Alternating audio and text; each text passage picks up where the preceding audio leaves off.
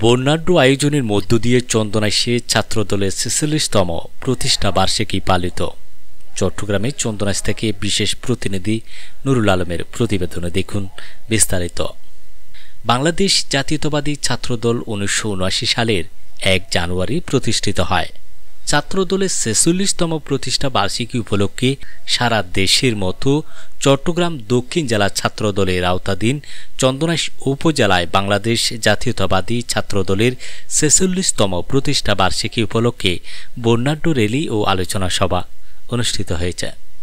বুধবার ১ জানুয়ারি বিকাল ৩টার সময় উপজেলা, পৌরসভা ও কলেজ ছাত্রদলের উদ্যোগে উপজেলা পুরাতন কলেজ গেট থেকে একটি বর্ণাঢ্য র্যালি চট্টগ্রাম কক্সবাজার মহাসড়কের প্রধান সড়ক প্রদক্ষিণ করে উপজেলার গাছবাড়িয়া কানহাটে এসে আলোচনা সভায় মিলিত হয়।